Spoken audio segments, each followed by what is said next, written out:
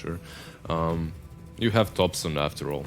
I think he's one of the first ones that started that whole build with Vessel, right? Back in 2018. Yeah, I mean, he's always been a pioneer. He was trying to make Meteor Hammer Invoker a thing for a hot minute. As well. Now I think he's like doing like double null into Midas or double null and something. Whatever the case, I love the double null something build. Yeah, big fan. A lot of flexibility out of it. Okay, so you're memeing a little bit, but there's some strategy behind the double null right now, because it's been changed a little bit, and 0.6 mana region that it gives to you when you're playing an offlane hero perhaps is quite significant from each respective null talisman. So overall those nulls I believe are a bit better right now. Overall Bracer probably took the greatest hit. Yeah, Great definitely. Band is alright, and null. They went with the Sven, by the way, and this is now with the Alacrity from the Invoker. A pretty decent pick, plus Empower.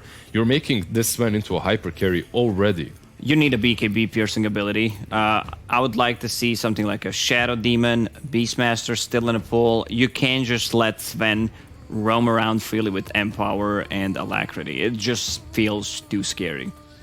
Like, you need to stop him. And with the Shadow Demon, you have a Dispel on all those things, slow him down. I'm surprised we don't see too much of a Shadow Demon. I think that's one of the sleeper picks as well, where he can just easily stack, becomes a extremely good core. What about a Wyvern for FlyToMoon? It's a hero that would be extremely good versus Magnus and Sven. The problem is Invoker. You're kind of setting up for him with some of your spells, but overall could be pretty neat for FlyToMoon. So out of the three cores that you see, the one that you want to take advantage of the vulnerabilities the most is the Sven in your mind? Yeah, you know, any kind of Dispel the Warcry, Empower, Alacrity. I think Shadow Demon just checks all those boxes. You could play it as position 5. We've seen some teams playing it. Virtus Pro is the one that comes to my mind, but they go with the Clockwork. Okay. So the Clockwork here is taking a different kind of a route, right? You can have all your buffs, but I'll make you unable to use them. I'll take you out of the fight single-handedly with hook shots, with batteries, with cogs. The problem occurs when Sven gets Aghanims, though. Once he does get that, he can just Superman his way out of the cogs. So it's a little bit of a different matchup, considering there are different builds for Sven now that do allow him to deal with the clock. And this is looking like a 5-position clock? When I see FlyToMoon, I would say general clock, yeah. Roger also did play it. They played clock on position 4 too. But I'm not... Okay, what's happening? Okay, what's happening? yeah. There all we right, go. It's OG. Let's go back a bit. Let's go back. That's what I was saying. I was like, we're seeing this Invoker and Seb first phase, Invoker and Magnus first phase. Is it really as obvious as it seems? Maybe not, as now they pick up a Ricky. Gentlemen, looks like we have 4 cores on the OG draft now. What's going on here? I would like you to give the answer, but I don't know. It could be offlane Ricky. I've seen in high-level pubs, you know, Ricky being played as the offlane sometimes. I've seen some people try to experiment as position 4 Ricky. I just feel this needs to be Sven core. Okay. Since you have Magnus in your team. But how are they going to do it? Like Mag mid, possibly position 4 Invoker. And then have Ricky offlane, Sven as your safe lane.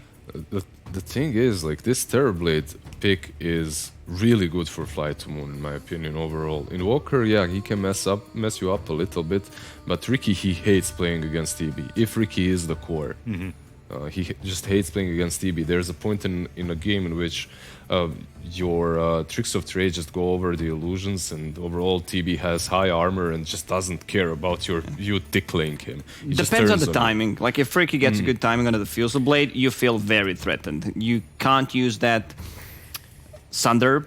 Your mana is getting burned against the Cloud. I have no clue what FlyToMoon needs to ban out. Like they're probably as stunned as we are.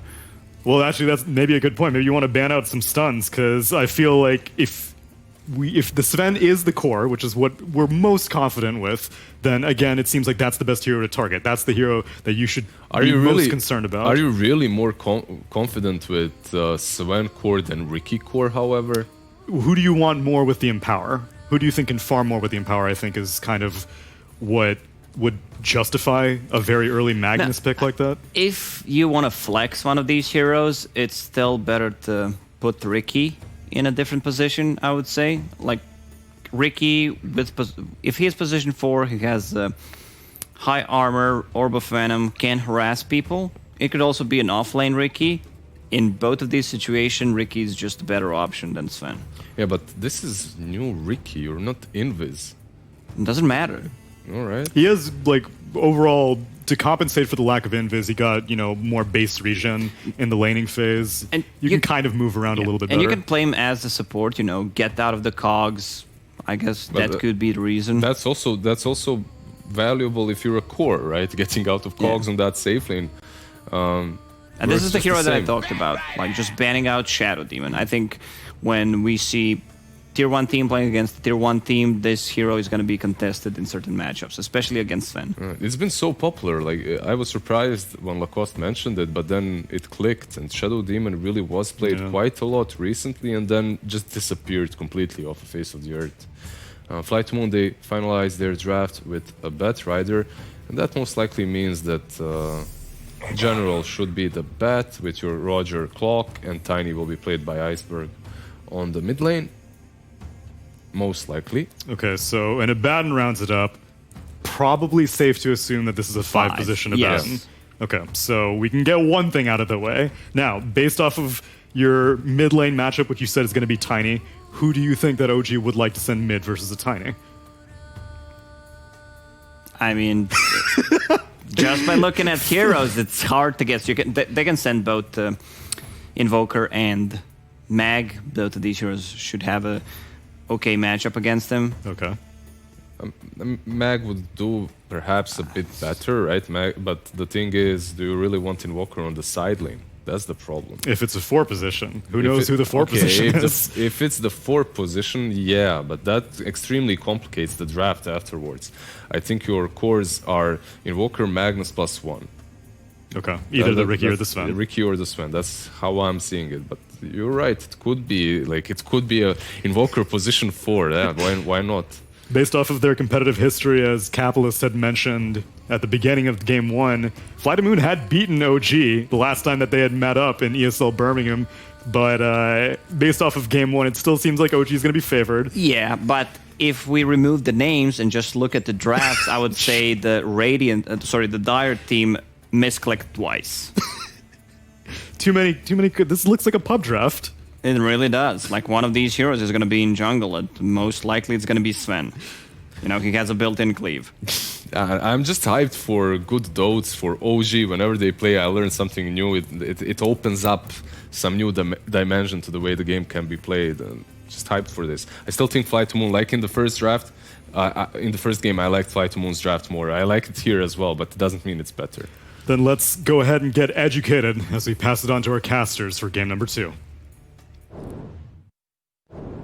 Now, I am in no way saying that OG is disrespecting FlyToMoon with this draft. I am absolutely not saying that. What I am going to say, though, is if I was on FlyToMoon, I would feel disrespected at this point. I can't blame you for that, to be honest. We were theory crafting the 5 different orientations of roles that this could come up with, and I think I was right? I said 3 Mag, 4 Sven. Yep. Okay. You know, just once again, teaching Cap a thing or two as we work together here. We do see the Abaddon absolute last pick in response to the battle. You also suggested off-lane Ricky. With a meteor and hammer. I said to you, absolutely not.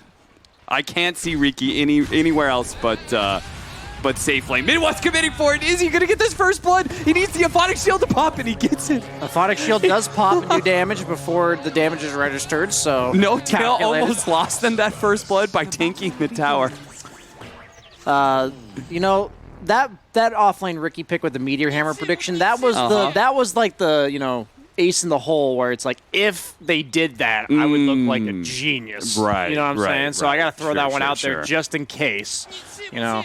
That's going for the home run. But much more normal lineup, one would say, from FlyToMoon, as they have the offlane bat, or 5-position bat, offlane Clock, Never mind, not quite as normal. So they've demoted the bat. That's been their response to this bat. And we heard Kyle talk about the mid laner to the 5-position counter, and they said, well, we'll just make it a 5 against a 5. Yeah, and I think that's pretty fair because he's up against a double melee off lane. And neither one of those melees is the Abaddon. So I imagine this is going to be a really good 5-position bat for the laning phase anyway. Soxa is going to be forced away with all those stacks on. Would you say this is a sticky situation for Seb and Soxa? I think it's going to be a very sticky situation, and I hope it doesn't blow up in their face at any point. Yeah, I see what you did there. As V-Tune looks like he's having a pretty decent start thus far. Tiny also absolutely free farming the mid lane. I have to imagine he does pretty well against Invoker. The only problem Invoker I could see posing is just the continuous right clicks to Tiny's 0 base armor. But Thompson does get some nice CS with that Tornado. Looks like both heroes are getting what they want out of mid lane. Thompson, one of the few Invokers I still see go for the Quas Wex. I'll occasionally see it, but I see a lot more Exorts nowadays. You know what's funny is I was literally just talking to some other analyst in a cast, I think it was yesterday, and I was like, oh, we're seeing Quas Wex. I feel like we're seeing mostly Exort. And he's like, no, I feel like I'm seeing more Quas Wex. It just depends on who we're watching. Is this like unranked 2K games? Shall not be named. I'm not trying to put people down here, Brian. If it was Kyle, that makes a lot more sense. As we do see the Sven go down. Yeah. Not to be unexpected, right? A little bit weird that it happened when Terrorblade didn't have meta, but the Batrider is just so potent here. They can't remove Sticky Napalm. Almost surprised they haven't rotated the Abaddon with the Sven here. Yeah, seriously. Gonna try and go for the kill on Always Want to Fly. Couldn't get the skewer positioning, in part because of that Sticky Napalm ruining that turn rate.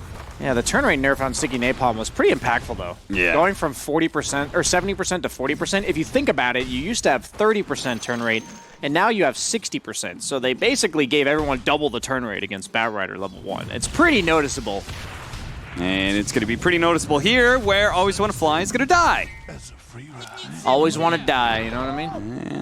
Yeah. I can't wait to see them against 5 men. Always Want to Die versus Die. That's true. I like Die. You know, it reminds me of the golden age of the NSYNC. Or was that Backstreet Boys? Same idea. One of those boy bands. Yeah. The prime time of our generation. Yes, back when there was real music on the radio. None of this new rap crap. You know what I mean? Get 'em. General trying to stay on top of this damn Riki. But he keeps on bleed striking away, and apparently nobody cares about CS. Yeah, General one of the few... Oh, God. Going again? No. I was going to say, General is one of the few offlaners that I've seen actually play Clockwork 3 more than, like, once. You know, he does believe in it. That was at least last patch. He goes for, like, the double bracer, but he is queuing up a Wraith Band this game due to all the physical damage that we see represented by the Mag, the Riki. Even the Sven represents a little bit of it, but not nearly as much coming from a 4 position. I wonder if that's just because he's an old school offlane player, you know? Like, he played during a time when Clockwork was the premier offlaner, so, you know, he's, like, got a little bit of nostalgia for it. Yeah, back when you'd cogs block and hope you'd get 1 CS in the first 5 minutes. Yes, the suicide lane. Yes. The good old days. Yeah, you're starting to come off like a real boomer right now, Cap, not going to lie to you. As V2. Okay, I'm embracing my boomerhood now. Yeah, you I've know already what? shaved off all my hair, you know? It's true. Just gotta go with it. It's better to, like, accept it, embrace it, than to have other people, you know, be able to make fun of you for it, you know what I mean? Yeah. I mean, Iceberg tosses him back. Tops. Yeah, that's pretty good. Couple tower shots. Certainly not going to get the kill as he's got Tornado on Thompson. Okay. Wait, that disjoints? I did not know that either. Huh. But apparently invisibility can disjoint. Oh, Thompson pops back out. Iceberg wants it. If he can get a range of the toss, maybe no, but the Fairy Fire goes off, so Thompson's going to be perfectly fine. Thompson completely debated you. That's like a Thompson classic, man. I feel like Thompson is the guy who uses Fairy Fires to bait people in the most. I also feel like a lot of people cast their spells to defend themselves like earlier than that, right? He just ran away when he had Ghost Walk, he had Tornado that entire time, as you were saying, and he's like, oh, maybe I can get this kill on the Tiny, and instead he just pays the price. Iceberg nice skewer definitely back. getting the debate there. V-Tune. Hey, he's got 18 yeah, I was armor, about to comment on that too. Insane. Iceberg does rotate up to top lane, gets a very important kill on mid one. Already down by 1K at 5.5 minutes, though, with the mag lineup. The mag lineups will always accelerate themselves, and that's always a bit concerning this early on. Yeah. I'm a bit concerned for the objective taking for FlyToMoon. Yes, they have Terrorblade, but I have a feeling this game, because of the Quaswex Invoker and all the AoE, just even from the Sven stun and the mag, it doesn't seem like his hero is going to be able to hit towers for a while. Yeah, I guess my concern for OG is like a lot of this. There's a lot of weight I feel like on Thompson to make a lot of moves, you know, in this game, and because what does he have, you know, a 4 Sven, a 5 Abaddon. Yeah, Ricky kind of starts to make moves. I don't know if he'll be able to farm more on Ricky just because he has a mag. I would hope they kind of just use the mag and power to get him an earlier defusal, but then play him like a normal Ricky. Sure. Iceberg, another rotation by him. He's going to go for Seb. Just talking about how Seb was having a pretty good game here, and apparently FlyToMoon, they agree and say it's time to put a stop to that nonsense. Is that Thompson on Tiny? Just, you know, level 5 running around the map killing people? Seriously. This is much more common in EU, and I love it. When people lose their lane, instead of like trying to go back to an unwinnable lane, like Thompson's already beating Dude, he's got 21 charges, Thompson. It looks like this time you've been debated, sir. Dude, Yeah. Roger had a Fairy Fire and 21 charges. He was perfectly fine. Didn't check item inventory. Classic mistake. For me. Yes. Classic mistake for me. I don't expect it out of Thompson. I was just saying that, like, that movement by Tiny even sets up that play to happen. If you continue to sit in a bad lane as a core, it just makes you a liability. But instead, he's turning his weakness into strength somewhere else where he may be level 5 to the Invoker, level 7, but everyone else on the map's level 5, so why not go there? I was surprised a bit that Thompson didn't counter-rotate him at all. You know, he didn't respond in a way where he broke up the engagement, but he was happy, it seems, to get the solo XP mid just to make sure he gave that much more away when the Tiny came back. That is kind of the Quaswex Invoker specialty too, right? Counter-rotating. Not feeding, counter-rotating. Yeah, absolutely. I knew what you were going for there. Two-man smoke up, and Saksa runs right into the open arms of Iceberg. A little slow on the combo, though, aren't we, Iceberg? What was that? Actually not going to be able to get this kill. Two-man RP, but here comes Always Want to Fly. Maybe they'll actually get a more important kill here as Seb kind of put himself in danger. Fortunately, he's got no tail around. They have no damage here on OG. Like, yeah, but then again, FlyToMoon are also a little bit lacking in damage around that Abaddon. And Always Want to Fly is going to get caught out by Thompson. yeah, I took that 4th hero. Anytime I see a lineup with no damage in EU, it just seems like they have 4 heroes there like this early on in the game, and suddenly you're like, okay, I guess 4 heroes right-clicking is a pretty good amount of damage. As General's actually having a pretty good time up in the top lane, neck and neck on the net worth with the Riki. Has the Wraith Band for the attack speed and the armor. I used to see him go for the triple bracer Ags. Yep. So we'll see if he goes for these small stat items straight into the Ags like I've seen before.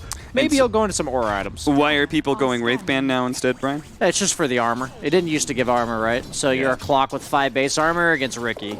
And that's your laning opponent. You're not really rotating all that much on clock, because if you rotate too much, you and Tiny are basically doing the same job at that point, and then nobody's farming. So as we see OG diving again, Thompson's back for some more. Iceberg's also here. This Iceberg is going to lane. go in against 4 by himself, basically. A little bit hit-and-run tactics. Not enough to kill anybody just yet. Thompson, the tree goes out, but a Aphotic Shield. That'll block some of the damage here. But a General goes in for the hook shot, hits the Abaddon instead. That's not what he wanted. He does have his battery assault out. No tails left on very low HP. Mid one's going to try and man-fight it up. Dodging a little bit more. Saksa pops the God Strength and finishes off General. His first rotation, and it goes completely awry as now Iceberg may find himself killed next to his tier 2 tower. Roger, please save me, buddy. The avalanche slows down the damage. Bottle hits, but it's not good enough. They're going to dive into the tier 2, and there's no response from anybody else. I mean, they've got the Terrorblade. He just wants to keep farming. Roger's going to get dove underneath the tier 1, and I guess damage isn't the issue anymore. Roger tosses mid 1 back into the tier 1 tower, but the tower, it's busy focusing on creeps, so nobody from OG will die. V-Tune will get a tier 1, That's though. good. Yeah, he made something happen on the other side of the map. Thompson does rotate, but I think he's just too speedy on on V2, and that Metamorphosis buff to not lower your move speed anymore has been pretty noticeably impactful at this stage in the game, where usually you weren't comfortable enough to siege towers with meta because people could chase you out and catch you on your retreat. Anybody who shows up the bottom lane is just dead. That is the dead lane cap. Uh-huh. And very personified this game. This is exactly what I like to see in that lane. Teach them a lesson, OG. Okay, but Brian, there has been some adjustments that I would say. Ooh, Iceberg, seeing if anybody gets close. He's going to try the other angle here. Now, Saksa, I think he would certainly die to this combination, so you could just take that kill instead. I've noticed a lot more pro teams, they'll do this where they, if they get themselves ahead, will take the enemy safe lane tower and then protect their own. Yes. But why is that? I think it's because of the fact that if you take their safe lane tower, it's like really weird for them to play bottom. Like they like say Dire takes safe lane tower. They don't really want to play bottom anymore. It's like it's even more dangerous than it already was. So then if you're able to control the top half of the map as well, suddenly where do they go? Like they just don't have anywhere to go. So I think it's like a strength move where if you are strong enough to not only take their tower but also defend your own, it's the most map control you can acquire this early on in the game. I think is what people are realizing, since your own outpost being not capturable by the opponent team. Right. Just makes it that much easier to defend your own jungle, as we do see the Abaddon go down this game to the Bat Rider, as well as the Tiny. Yeah, uses Lasso to force out the borrowed time and lets Iceberg clean up the kill. Nice hook shot in from General Thompson, who'd already used his Tornado, now left with just the Deafening Blast to protect himself. Fortunately, that's more than enough, though. Yeah, I like the way that these subtle changes on the map affect like the optimal way to play. Yeah. But at the end of the day, if OG's trying to make moves, the concepts are still there. They're almost always going to be bottom, like because they haven't taken that tower yet. And if FlyToMoon doesn't commit enough resources to defend that tower, they're just going to feed one by one.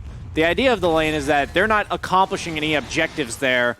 They are only defending theirs, and they have to be aware that if they're there, they're protecting objectives from OG movements. They can't just go one at a time. OG has they had 5 heroes in the bottom lane for what, like 2 minutes in a row? Yeah, always want to fly. He's being chased underneath that tier 1 go tower, again. but they do have 2-man smoke coming in from behind, plus now TP rotation. There we so this is go. going to get real interesting real quick. Iceberg gets a nice combination on a mid one. Seb looking to protect his carry, throws out the RP, but there's so many heroes here. I'm not sure if they're going to be able to get away from this one. Mid one pops out looking for a blink strike, but no opportunity in range. FlyToMoon nicely baited by Always Wanna Fly. This is the benefit of V2 taking that tower top, because as you said, when people take that tower, they're more inclined to now start to defend their own. This is a great movement. It makes it so OG's the pressure bottom is much more punishable. There's nothing for Terrorblade to gain top. There's no pressure that Thompson's creating by being top.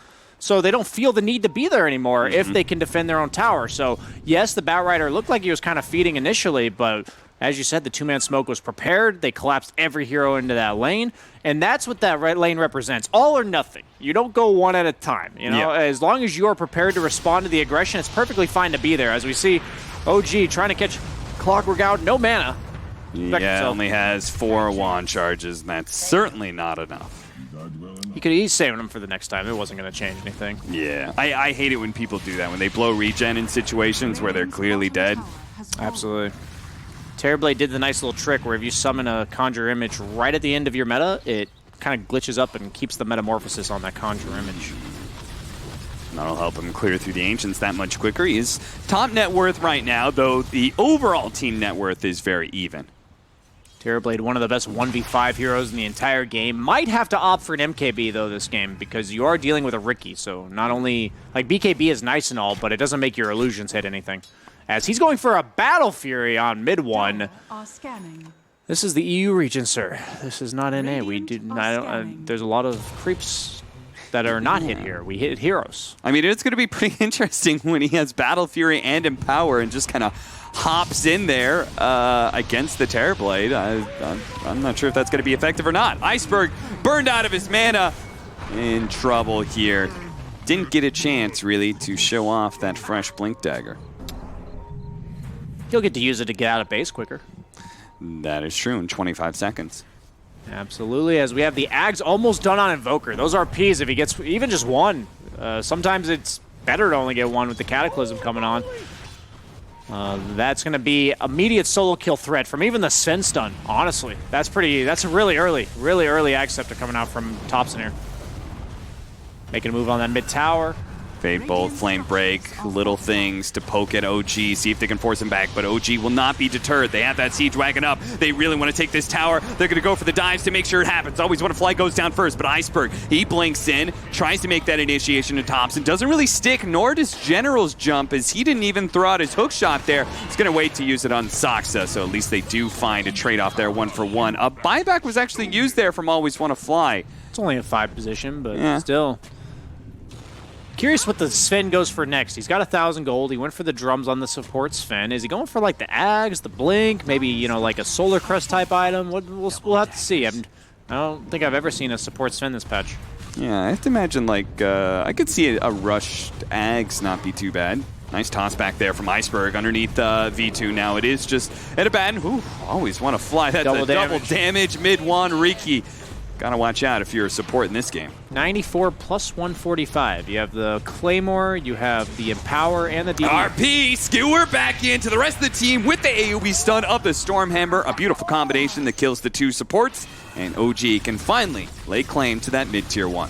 You know a mag player is a mag player when he turns around during the RP. Because you can right-click behind you and RP, and your hero will turn while RPing. So it sets up the skewer much quicker, it's much crisper, it saves maybe like half a second, which is usually enough to make the difference, especially when you're skewing them into something like a Sven stun, so they're still stunned when the Sven stun hits, and can't cast even a single spell as that 2 supports go down. That very awkward if you just do it the normal way, the walk around the skewer like so many times, some stun's gonna come out, something's gonna happen. It's easy to do in like test demo mode, but doing it when you're against a bunch of heroes and you're trying to place the RP in the perfect spot and they're all moving and everything, it's pretty impressive. That's just the difference, you know, those little efficiencies, those little mechanical optimizations that these players go for when they've played a hero a lot of times. As you see, Seb is a platinum mag player on Dota Plus, at least. As Thompson, a good-looking guy. Yeah, good close-up on the man who was having quite the ball during the draft. I saw him laughing a number of times as the OG was going through their draft. Yeah, it looked like a fun draft. We were all having fun figuring out what the hell they were doing. Yeah, and I'm sure they were just laughing at the idea of FlyToMoon, trying to figure out what was going on. Yeah, they're definitely the mindset of a techies player, you know, where our draft is ruining the experience for the other captain. I'm all about, if I don't know what I'm doing, how is the opponent ever going to know? OG, on the other hand, they just, you know, they know more than the other people, so they can know what they're doing and still have that same effect. I saw Knoxville tweeted at you the stack timings. Yeah. That was some cool information. Viking GG is the #1 team for stacking camps around the 27-minute mark, averaging almost half a camp stack per game. Now, I want to see that same stat, but for all of the timings. For 17, yeah, 27. I do it as often as I can. I really do it. I'd say I stack it at least half the time per each one. So it's something I've gotten in the habit in. I hope it'll catch on because I can act like I was the first one to do it, even though someone probably in China did it first, and that's who they're actually copying. Vampire Fangs for Terrorblade. Wonder if he's going to hold on to those. They don't really have any sustain in their lineup, and they have a lot of just AoE crap on the side of OG that he'll take damage from, unavoidably so. Poor man. He was in this, man. He's just sitting on top of a sentry. That's a clockwork with just a 4-staff, man. That's an offlane clock, first item 4-staff. That does not feel good. Yeah, remember when you were talking about how he Scepter? wasn't rotating because he's kind of doing the same role as the Tiny, so he's focusing on getting some more farm? Well, that there didn't it really is. translate a whole lot. Yeah, there's the farm. 4-staff. 4-staff. It's obviously nice against the Riki and the mag, but I don't know, man. That's a lot of that's your early item. It's not like a Veno where you do like a shit ton of damage with just your abilities. Tries the man to dodge that EMP. This is not Arteezy, nor is it Mikke that we saw earlier. But it's fine if you miss your spells. Just sunder your support. Yeah, Always Want to Fly says, no big deal. I got the Tranquil Boots. Going to toss back again. This time on Seb. He is able to get the skewer away. Looks like a little bit farther down. We had the hook shot on in onto Thompson. That's a way more important kill, as No Tail was too busy trying to save his other allies to get to Thompson. Now mid-1 sends some trouble. Blink Strike away. You can just shield off the dust. Oh no, he tossed back a creep. It got in the way. No tail. He'll be hit by the low ground shots on the Terror Blade. That's actually super annoying. They can't dust the Riki because you can abandon shield off the dust. Yeah, Skewer back in. Seb catches V-Tune and his illusions, but I'm not sure if he wanted to do that. Iceberg takes that opportunity to pull Seb back into the fight that he started in the first place. And Force Staff, there goes General. He's going to be able to grab some people here. And buybacks are coming out from OG. They're going to try and turn around on General. A Photic Shield stolen by Roger is going to be able to wake General up from that stun. RP for a second there, Seb. That's not the real Terror Blade. He quickly realizes, too. Can't stick around for the 20-minute bounty runes. Now RP Skewer together. That was sick. That was nicely let up, but Iceberg's still alive until they get the Force Staff surrounding him. Make sure he can't get his hands on any of those bounty runes either. Oh, immediate smoke. Immediate smoke up from OG. They say there's only 3 alive from FlyToMoon, and Meta's down. This is a map sweep smoke. Even if they don't catch somebody, which it looks like they are going to catch them, the rest of FlyToMoon has to play so scared until they see this, as they Clock already TV'd back to base. Terrorblade's only showing top because he saw what happened bottom. Really good map control smoke. This is the best way to get wards up. Absolutely collapse on every single lane at once. If you're all missing, the enemy team has to act like you're in whatever lane they're in, because they have to be afraid of you dying, and since they smoke, they could be there even faster. I really like those types of smokes, because even if they weren't to get a kill, the mission, the goal of the smoke would still be accomplished. Sure. And that is a Force Staff from support Sven, who is higher net worth than the offlane Clock, who I'm sure you and I both know equally well that offlane Clock often turns into a support in its own right. Yeah, and so normally you'd like to see a 4 position that can kind of take over that role. Instead, FlyToMoon, they have a strategy of just all in on V-Tune. Yeah, this is not the GH Rubik we saw earlier. Not to take anything away from Roger, but GH was farming up a storm. There's just not the map, the area on the map that he wants on Rubik. He can't be alone, right? He's against an Invoker. He's against a Riki. He will die if he plays his own little game on the side lanes.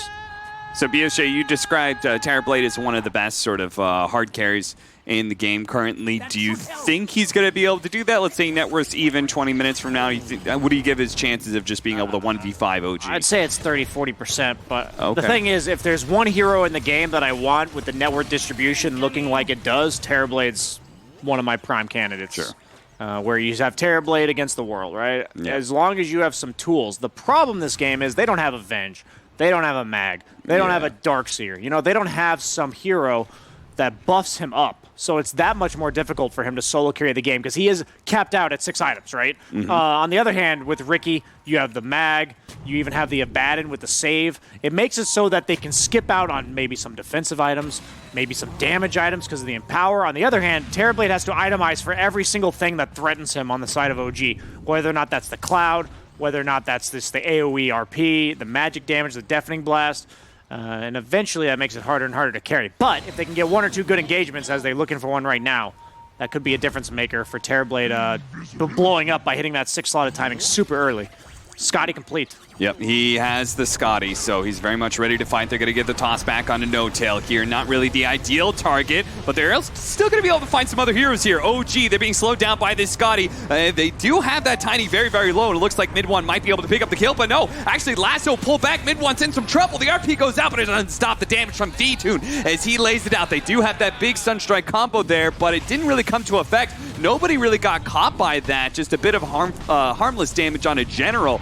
Okay, a little bit of meatball action there on V-Tune, bringing him a little bit low, but he still has a Sunder, turns it on to Thompson. Thompson now down to half health, but they need some disables, they need some stuns. V-Tune, he needs to be able to pump out the damage on people. It looks like he's got some eyes finally onto Thompson, but he's getting skewered back into the tier 2, but he doesn't give a damn. He lays that damage out, finishes off the Invoker, and they're turning. Sox is trying to, but it's a 4 position. Sven with the Force Staff. You don't show any damage, Soxa. Underneath the towers, V-Tune just doesn't care. He goes for the DP out, spotted. Oh my God. The Stormhammer comes in just in time, and V-Tune not having a Sunder anymore means he's just damn dead. Dude, the mid one's got to be much more careful. Without him, they just don't have damage. They really don't have any damage. Yeah. And he died right at the start of the fight. Surprised he's going for a Scotty as opposed to like a Manta. Just some ease of execution item where if they catch him with some dust, he can push it. And in this case, he's about to get blown up again by Tiny. He brought down to about 20%, but that's just not enough as Tiny blew his entire load right at the start there, and he's got nothing left in the canister. Yeah, a little awkward too because General hook-shotted out at that time. Like maybe, just maybe, he sticks around, they could focus mid-1 down. He's not on the same page, right? Yeah. As Roche immediately for OG. Ricky's at like 15% health though. I don't know about this play. They don't have a Vlad's or anything. No mech, no Greaves. And they're just going to back off. Yes, No Tail's going to slowly but surely heal him up. But that's not going to be in time for to punish this Terrorblade respawn. That's right, I always want to fly. You dream big, buddy. Cue up that Blink Dagger. He's almost there.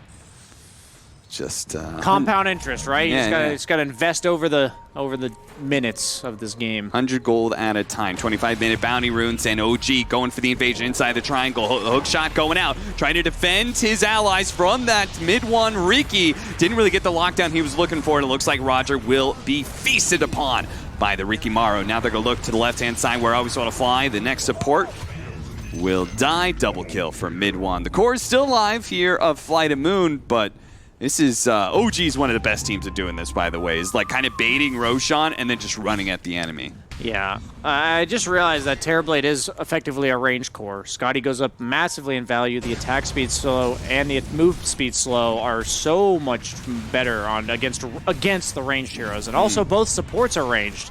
So it's kind of like an expensive diffusal. Sure. You know, you get them in the cloud, you blink on them, and they're slowed by 50%. Hook shot blocked by a Forge Spirit. That was just beautiful by Thompson. Iceberg still managed to go in after the agents picked up, though.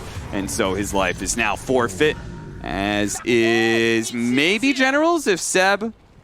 He's got the RP, but he doesn't see anybody, so. We talk about the Terrorblade being able to solo carry this game, but your other two cores are a Clockwork and a Tiny Man. They're just not going to scale. They're going to fall off. I have to believe you need something, you know, some other hero that would just naturally do well with virtually no items. I think Clock and Tiny, they've kind of hit the peak of their game. It's only going to go downhill from here. They're on the back nine. They're in their midlife crisis, and they're about to have that panic attack if they have not already had it. Deep breaths here for FlyToMoon. They try and calm themselves, steel their nerves, and see if they can hold out against OG, down 1 game in this best-of-3 series. And they are a little bit split right now. An opportunity is going to present itself to FlyToMoon to perhaps kill mid-1, who does still have that Aegis, so they can't overcommit, per se. And OG, well, they're rapidly swarming on in. They were once split, but it only takes a few seconds for them to group back up and become a swarm of hornets. Now, Ricky, he's itemizing purely for this empower damage. He has the Scotty as his threat item, and now he's all in on that agility, as Ricky actually has one of the worst agility gains in the entire game, despite being an agility hero. So the only way he's going to benefit a significant amount from that empower is to go for some agility items. As he queues up the butterfly, will he complete that? That's, you know, a whole nother story. But as of now, that's what he's gearing up for. What, you think that the game might just be over before he gets it? I'm saying that he might go for something else. He might go for like an Abyssal or even a Manta, I mentioned again, Mess and Y. But Butterfly, if he's going straight damage, is very nice here because it's not all that much survivability against 4 out of 5 heroes on FlyToMoon. But the thing is, we talked about, Terrorblade's really the only one that's going to scale. So I guess if he's itemizing purely against the Terrorblade, that goes up in value a lot this game compared to most other games, as he does commit to the Butterfly buying the Eagle Song. Chill, mid-1, damn. At least he's not in their fountain just yet. Yeah, not yet. Give him time, though. Oh, if Hogan goes down, that's a dieback. That is a very big dieback, as OG, they got to get out of here. But General, he shows up, but does not have a hook shot. They did use meta for that, so OG can wait and maybe still utilize that window. They might wait for Invoker. They'll have like 50 seconds where there's no meta and there is an Invoker. Yeah, that's why Iceberg is looking for more kills, but mid-1, he was sitting there on the high ground, and he makes mincemeat. Oh, an RP that completely whipped. Stole it. And V2 sees an opportunity. Was that an RP whipped by the Rubik as well? I think so. Yes, wow. Double whiffed RP. Don't see that every day, ladies and gentlemen. Zoxa has the force staff to get himself down Cliff. No tail, though he doesn't have his borrowed time. So that's going to be 2 extra kills, and all it cost them was Tiny. Just kind of running in. Iceberg just kind of accepting his fate as the fight starter, and we'll never see the end of a team fight, I'm afraid. He'll always be in the grave by that point. Big map opener for FlyToMoon here, as they now can block the freely. Hook shot! Oh, he has Aegis still, right? Yeah, I'm not sure if this is going to be good or not. They could definitely take away this Aegis. What's going to happen on the second life, though? Saxa, he's going to show up. Seb, he's here as well. Nice two-man stun. No longer having the meta means this Terrorblade may not be as effective anymore. The Cogs push back immediately on mid one. And with the buyback, actually, they are going to be able to get the last one. Can they actually finish him off? They try to help out mid one. He does get saved. Blink strike away. Up to the high ground he goes. And, well, FlyToMoon. They're just going to back away. No, they're not. Iceberg goes back in. It quickly takes down Saxa. Does a decent amount of damage to mid one as well. With the back away again. Iceberg with a quick assassination. And he gets out. Notice how reliant Ricky is upon the Abaddon saves, as well as the armor from the Sven and the damage from the mag. He doesn't look very threatening when he doesn't have this supporting cast. And it just shows the importance of OG's entire lineup working together as one, as if they do manage to pick off one or two heroes at the start of the fight for FlyToMoon and chase for more, OG's just a lot less daunting as a lineup, and they can beat them in team fights. Yeah. Terrorblade is completely independent of his heroes around him, other than the fact that he needs their stuns. That's really all he relies on, is their disables, allowing him to hit the stun targets, as Metamorphosis is coming off cooldown. Grovebow, quite a nice item here, allows him to position more around the RP with himself and his illusions, giving him that extra 150 attack range. Going Octarine Core is Thompson. Almost done with it, I believe. I think the recipe is about 900. I always forget when they rework these items. Yeah. Oh, he's got the level 20 Blink Strike. Yeah. This is when supports don't have a game any longer. Positioning no longer exists. Yeah. You cannot play around that. What I think it turns into 1100 Blink range, 1200. Yeah, I think it's actually, something like that. Just like the PA cast range buff. Sunstrike! Okay, but oh no. They saw an opportunity. They're going to be able to get the RP skewer back with a 425 extra range. They pull him all the way back into the tier 3 area. They don't immediately have the lasso to remove it, but it doesn't really matter. V-Tune's left alone. Deafening Blast slows down his damage. They're going to pop the glyph now to try and do some more work onto OG, but they're all pretty tanky here. And mid one, he's not scared of the Terrorblade by himself. It's a 1v5 after all. V-Tune. He does have his Sunder, so they got to be a little bit careful of that. Sunstrike isn't going to do enough. It doesn't land anyway. V-Tune. I think it would have been enough. You think so? He's at like 500. It's pure damage. He has Ags too, so it gives that extra one level of X-Sword. Yeah. Does have a telescope on Abaddon. That's a really good item for him here. Gives Blink cast range on mid one. It gives Blink cast range on mag. It gives Sven stun cast range. It gives Abaddon the Mistcoil and the Abaddon in the Photic Shield. It's weird because usually you think of it as a attack range item, but in this case the cast range is quite impactful. Yeah. Ben especially always has that problem, right? Hook shot immediately. That's an Aghanim Scepter double hook shot. That's going to be enough. Chain stun mid one. Mid one is fed nuts. away his godlike streak. He is on one tonight. Not in a good way. Not in a good way, indeed. Well, you know, comes with the good and bad, I guess. Entertaining. Give him that much. Yeah, he's got balls of steel for sure, walking up that hill like that with Abaddon not being in range. Sometimes when you play with these safe heroes, you feel so much stronger than you individually are, you know? And you've been hard to kill all game, and he's like, I got this. As he face plants straight into death. Hastrun, what could possibly happen? What are they going to do, stun me? Says man who got chain stunned to death. And now... I'm going high ground, guys. They can't burst me. Now... That's famous last words from any carry player. We've all been there, guys. Don't act like you haven't. Still feel free to say mid one kick W, though. Hook as shot we see one. him caught. Cogs push back. Seb. And they have another hook shot here as he gets tossed up. No Second buyback. hook shot not really needed. Seb, that's a dieback for him. 100 seconds on the clock. Okay. This might lead to a Roche eventually. Yeah. It's not up yet. Potential spawn time starts right now. So FlyToMoon. 2 minutes. Ugh, unlucky. You hate to see it. They are super split right now. And OG, they somehow know that. Maybe because of their wards, and they're going to be able to catch V-Tune here. It's got Manta and Meta. The smoke screen, though, it's going to be so problematic. Scotty slowing him down a lot. Does turn around to get off the Sunder, but here comes the Cataclysm. Two-man Sunstrike hits theirs. General's going to be able to help him out, though. Nice cogs, holding back Stockstead. At the same time, Tops is just being obliterated by this damage. The only thing is saving right now is the disarm that was on V-Tune's actual hero. His illusions almost did the trick, but Thompson slides away. Thief into the night with that Ghost Walk, and less General, he's going to find him. Re-ups it with the Aghanim Scepter and finds the hook shot, giving V-Tune the double kill, and all of a sudden, OG, they're dead with 4. No buybacks. Now a 1. Yeah, they, I don't know. They seem to be thinking their lineup is strong without all 5 heroes. I think Mag's needed for damage, Sven's needed for some mobility and low cooldown stun, Invoker's needed for crowd control, Ricky's needed for actual damage, and Abaddon's needed for the save. Like, they actually need every part of their kit, and they just did that without a mag, and suddenly V2, and he's not afraid of positioning anymore. He's just going to stand in place and hit everybody, because the RP factor is just not there. And you see there, they weren't able to burst him down, able to get that Sunder off right before the Cataclysm hits, and suddenly they're all dead, losing a Rex. Went from down 8k to a Rex in their favor, and that's probably going to lead to Roche, as they have a Courier sitting in there, going to be up in 30 seconds. Yes, all of OG will be alive, but they're going to have to walk through a creep wave to contest that for sure. As Terrorblade has a BKB, geared up to solo carry this game, as he queues up a Daedalus, deeming damage to be his only issue. Okay. Instead of an MKB. Yeah. A bit surprised against Ricky.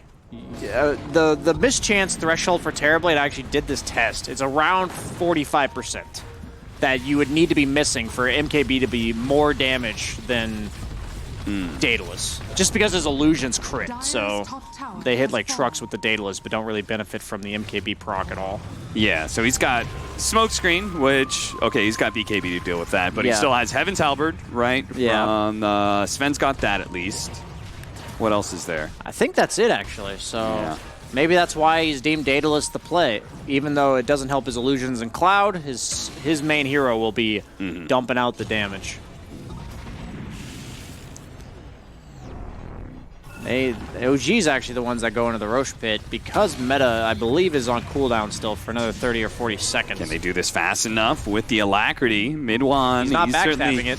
There we go. Yeah, okay, finally got Roshan's attention here, so now they can really lay the damage into Roche, and it's dropping fast, but at the same time, you're trying to do this against a Clockwork. Where's the Rocket Flares? Clockwork starting to approach. EMP, though, that's going to burn him out of all of his mana, and they take the Aegis. They take the cheese. Okay, well, we got a game on our hands. It's dead even. Down a lane of Rax is OG, but they also have the Aegis.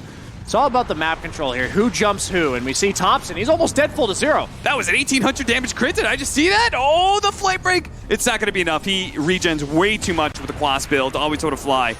And he dies for his attempt on the Invoker's life.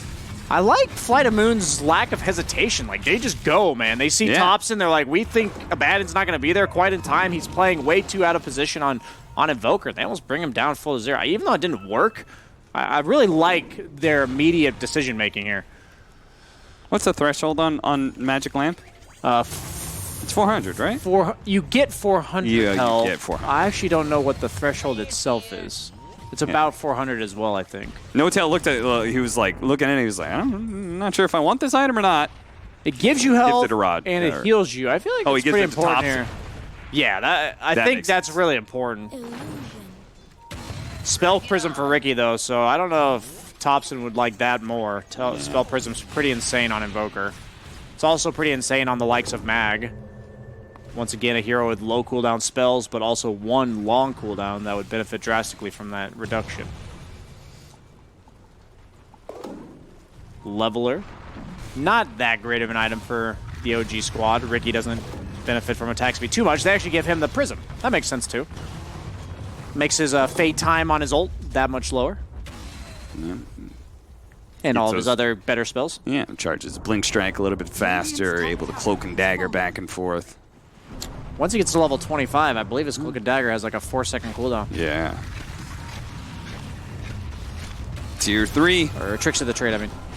Yeah, I always get those two confused. They're going to force FlyToMoon back to defend their base. Ricky, the base hitter, when he has Empower and Alacrity. Yeah. Hitting for 500 with those buffs from the Keeps front. on covering himself with the smoke screen just to make sure Iceberg can't blink and toss him backwards. But as the smoke screen fades, Iceberg sees his opportunity. Immediately goes into the tricks of the trade. The skewer on back. Iceberg completely isolated from the rest of his team. He pops his Minotaur horn, but it doesn't really do a whole lot for him. No buyback used just yet, but OG will respect FlyToMoon's base still. They back away, reset a little bit. They haven't used anything really, though, so they're probably just going to go again. Yeah. All they really used there was God's Strength. That's from a forward position fence, so you might as well go again and see if you could force that buyback. They spoke behind him, actually. Hookshot 1, Cogs pushback. Now the buyback comes in for the Tiny, but General, E-position is Cogs. He wasn't trying to engage. He was trying to push OG back. The Clockwork still almost dies to Midwad here, and he's going to be lasted up. That's life number 1. He has cheese. Now No Tail's going to get a little closer, plus they have the cheese, so Midwad still has plenty of saves here.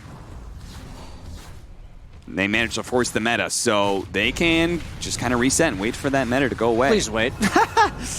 Are they going to wait, though? Midwan, he sees the opportunity to be able to catch the Bat Rider, Force Staff, Magic Lamp, all the little things that help save Always Want to Fly limp away. The illusions have been dealt with, though. The damage running low on FlyToMoon as they fail to be able to repel OG. That's going to be Elena Barracks. But they didn't wait because the meta was already out. I didn't realize he popped it that early on in the fight. Yeah. Now it just keeps on jumping in. Midwan sees an opportunity. 2000, like the smoke screen, catches Iceberg right as he goes for the jump buddy, but pops the Minotaur horn. Does manage to get the toss back. Bashed up, though. Telekinesis doesn't last for long. Hookshot 1. Cogs push back a 4-step, and he managed to get off the cheese. I'm safe, and now the RP into the Cataclysm for the so beautiful. Thompson, he'll finish it off in style. They have a couple of buybacks, but only 2 for FlyToMoon, and it's looking like OG with that kind of sick wombo combo may have just ended this series. You couldn't even see the individual beams of the Cataclysm. They're all right on top of each other. It just looked like one ray of absolute death. As they do just call the GG. They're not even going to try. They showed signs of life. Yeah, they certainly did. I was happy to see them fight back. They even took that Rax, and I would say Mid-1 as a carry player, the one thing that you have to learn